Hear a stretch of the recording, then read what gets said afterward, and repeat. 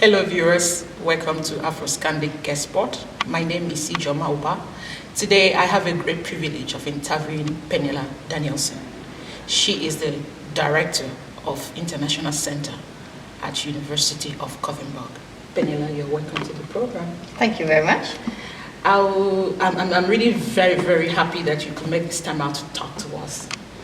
I want you to tell the viewers, what do you do at University of Gothenburg? Well, to begin with, I think we need to just tell the viewers a little bit about the University of Gothenburg. Sure. It's a comprehensive university, so it's a very big and broad university. We're covering 8 faculties. Okay. We have around 37,000 students. Wow. And around 7,000 members of staff. We have international students, international members of staff, but very often they are the concern of the faculties and the department. Okay. So Yeah. you can come as an international student either as a full program student, a Okay. degree-seeking student, then you're usually at the master level, so advanced level, or if you come at the bachelor level, so the beginner's level, then you're usually just here as an exchange student. Okay. So you study at another university, a university with which we have a partnership then. Okay. So we have partnerships with several universities in Yes, Africa, okay. for example. Yeah. If you're an exchange student, and if we have that partnership agreement at the university-wide level, which means that all our faculties are involved, in that case, it will be handled by the international centre. Okay. But we also do a lot of other things. So we do staff mobility, we work with the partnership, how to encourage more activities, etc. And all universities in Sweden are public authorities, so we also have to answer to the government, and Okay. that's also part of our work. That's But I think what you want to talk about is just the students. I want to talk about everything, but particularly for African students and Yeah. the international students as a whole. Have you been to Africa before? Yes, I have. Where did you go? Well, I used to work in Zimbabwe Okay. in a lexicographical project that made dictionaries for Shona and Ndebele. And whilst I was in that project, I also had the opportunity to go to South Africa, Okay. especially Stellenbosch and the lexicographical. So you love your experience there? You put the words in my mouth. Yes, I did. I definitely love my time in Zimbabwe. That's good. And when you were there, were you able to observe the educational system they have there, and compared to Sweden, what's the difference and what is the similarity?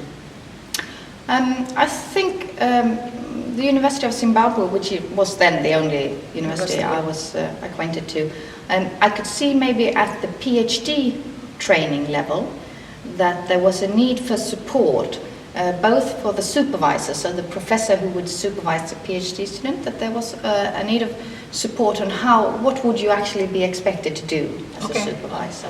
And this was mainly the students I met, they were often at that level, at the PhD Okay. level.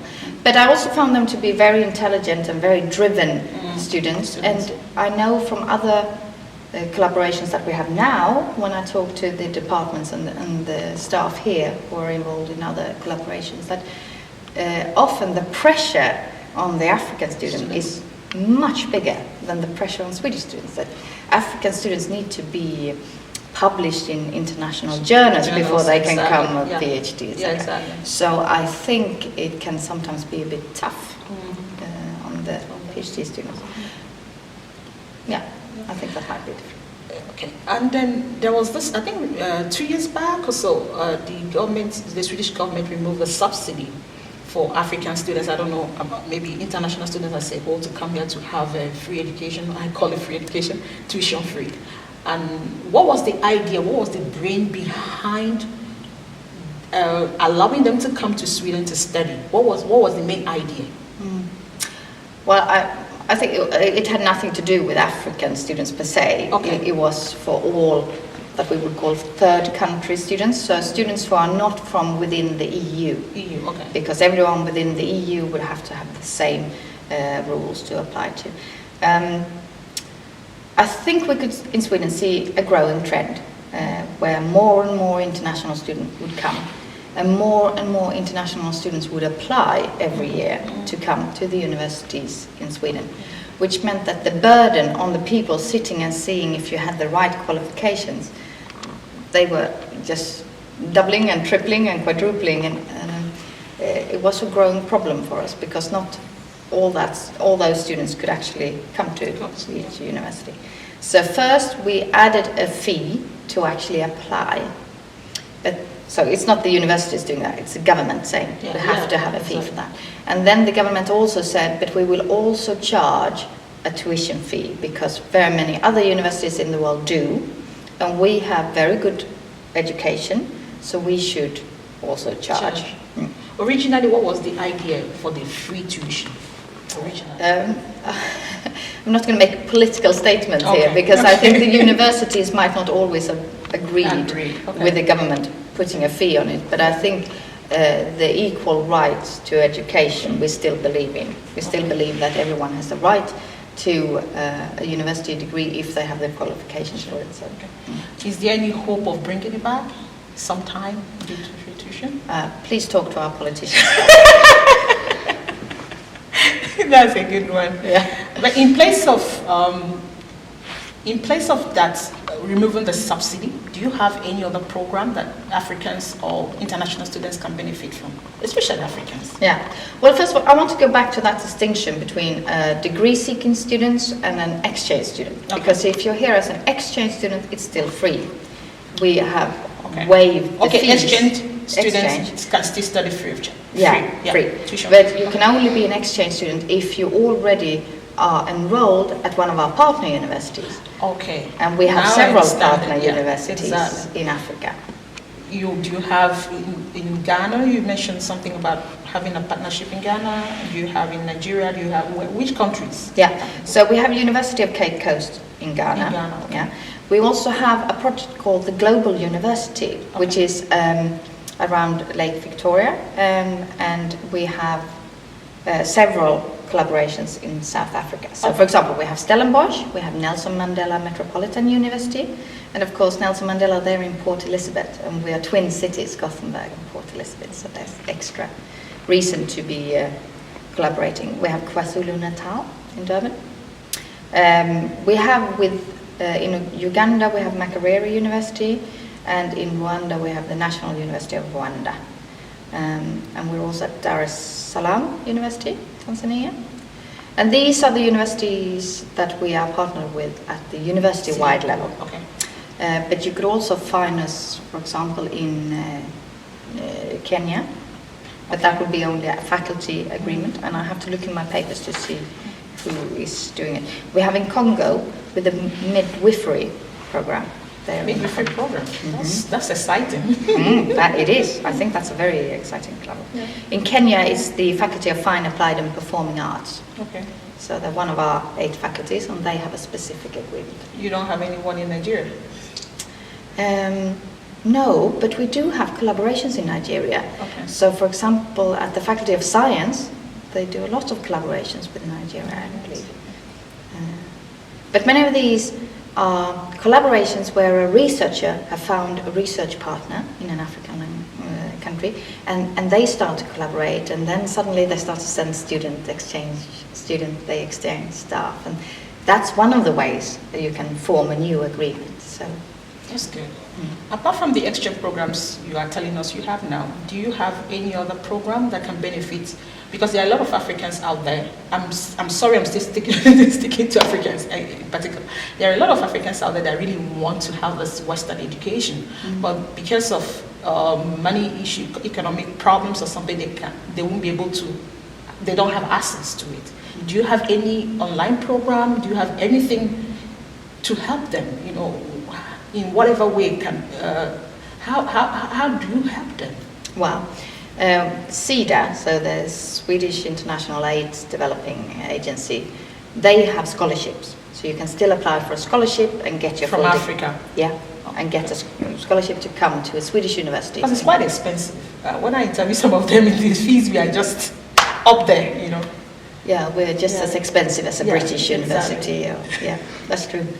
It's quite expensive, actually. Anyway, but SIDA, so we have these scholarships, you can come and get your whole degree. But we also, SIDA is also paying for projects that are called Linnaeus Palme projects. And if you have a project like that, you can have a partnership with colleagues in Africa, and you can again have students or staff coming here paid by this Linnaeus Palme scholarship. As the director of International Center at University of Gothenburg, you have an opportunity to meet a lot of African students. I'm sure about that. What lesson have you learned from them? Well, I only meet the wonderful students. So once they come to me, I already know that they are highly intelligent. They're usually very driven. They're very enthusiastic about being here. So, and for example, we have an event called Global Week. It's run in November every year, and it's a week when we are focusing on the international agenda. We have global debates, sort of we're participating in the global debates. And if you're an African student, you can come and showcase your home university or your country. So we have student fairs. But we also have very interesting talks. For example, we've had the former ambassador to Zimbabwe here talking about his days when he was in Zimbabwe. This year we had Brian Palmer talking about heroes and heroines, how we need them in everyday life. But that keynote talk, we usually have the Vice Chancellor first talking, then the keynote speech from some celebrity, and then we have a student or an alumni student. So this year, the student who gave the last part of that speech was Ganji Otunba, and he talked about his experience on an internship that he was doing this summer. And he gave a great presentation, and he's actually been here at the International Center talking to students and staff before. So we have very good collaborations and trying to meet up with our African students if we can. But I'm sure many of them will say that they only had connections with the departments and the faculties, because that's often they go on a faculty. Exactly. So yeah. That's right. Now the African students that are here, most of them are happy, very happy that they are here, and they have learned a lot from the Swedish system, the culture, the everything. I'm a little bit curious whether they have in any way influenced positively the Swedish students as well, because they get a lot from the Swedish students. But there should be that integration. Absolutely. So I wonder, in your little experience with, because you are the director, you don't always get to see them, but from what you can sense or perceive, is there any cultural integration between? Well, I think it depends on what program you're actually studying, because if you study at Global Studies, for example, Faculty of Social Sciences, where you have these very international environments, where very many of the Swedish students, their highest dream is to come and work in Africa on various projects and various things. So there you can see that there is an integration and there's an intercultural communication, and it really works. If you were to study at a faculty where there are less Africans, and of course the impact might not be as big. But we have collaborations. For example, I didn't mention that we have a big CEDA project now in Rwanda that just started, and there's these global university projects that are both in South Africa and in Uganda and Rwanda. And they're all about having this win-win situation from both ends. It's not about going to Africa to do developing work. That's not what we're talking about. We have a partner university, and we are collaborating because we will win at both ends. Exactly. And if not, then the collaboration will die out within a few years' time. So we're trying to build sustainable, strong partnerships with Africa. So. Some of the students here, the Africans that have successfully made it to Sweden, how is the university helping them economically? Is there anything there for them economically? Because it's really, really expensive to go to school in Sweden now. So some of them that have actually made it through were able to pay the tuition and come. Is there anything you guys have for them to help them economically? Well, there are some small scholarships to help them pay the rent, things like that. You can apply for that, and that's open to all our international students. We don't have anything earmarked for Africans. But I mean, in CEDA, you have to come from certain regions to be able to apply, so they have. So for those that are out there that are still back home that really want to come and study here, they can go through CEDA for scholarships. That's what you're saying. And those that are here can also go to CEDA for That's help. it. There are a few scholarships here at the university Okay. that you can apply for. Okay. But as a student, you have to be active and look for them. They're not going to be sent to your email, please apply. You Okay. have to be active. And there is no, you have to, there's no place they can get the information. There You is just a have to- place, yeah, on the internet. Okay. There's all the information on the internet, but you have to look it up yourself. But is it in Gothenburg University's website or Yes. where it can easily be Yeah, accessed? and there is a person, Therese Palmer, Okay. who is in charge of it, Okay. and they can contact her. All right. So That's good. Yeah. That's a good information actually, Yeah. because most of them don't even know what to do. No. So they are just struggling and trying to make ends meet. It's really nice to talk with you. Lovely talking to you. What's your strongest link in Africa? Me personally? Yes. Well, my daughter is a quarter South African. Oh, really? So I That's think I have great. strong links. That's beautiful. It is. That's So really our big nice. dream is that we will go to South Africa so she can meet the... Ah, that's beautiful. Family. When you are not working, what will we catch? What are you doing when you are not working?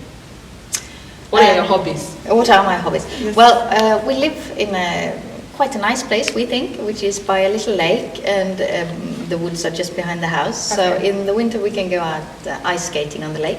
Beautiful. We've been there a lot. We can go out in the woods, or we can go swimming in the lake if the weather permits. Not very often, fortunately.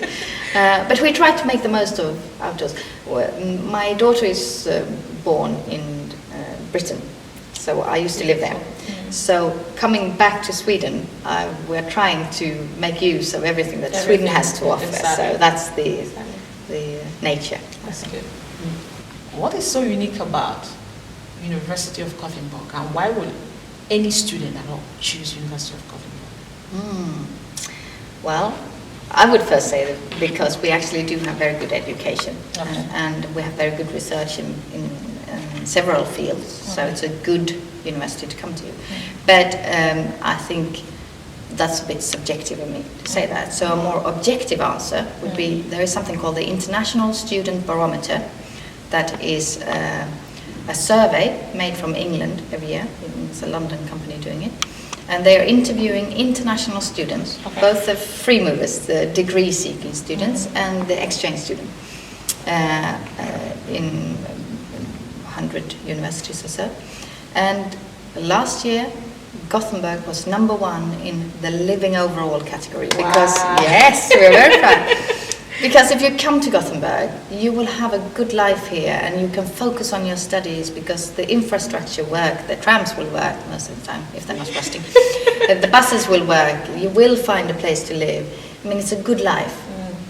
And you can study hard, you can focus on what you want to achieve. What about job-wise? Well, the western region of Sweden, this area, we have the big industries. We have Volvo, we have SKF, we have AstraZeneca. So it's a good region to be in. The opportunities for international students are big here. And Sweden overall, if you have a degree from a Swedish university, you have the right to stay, you get a work permit if you find work within half a year. So that's another really good opportunity, which I think we are not... That's another good one. Yeah, we are not telling all our international students that they have this opportunity. They don't have it in other countries, Exactly. but they have it in Sweden. So it is. That's quite good. That's a very good system actually. That's beautiful. Thank you once more for talking with us. Thank you. Hello viewers, that's the end of the interview. Thanks for watching.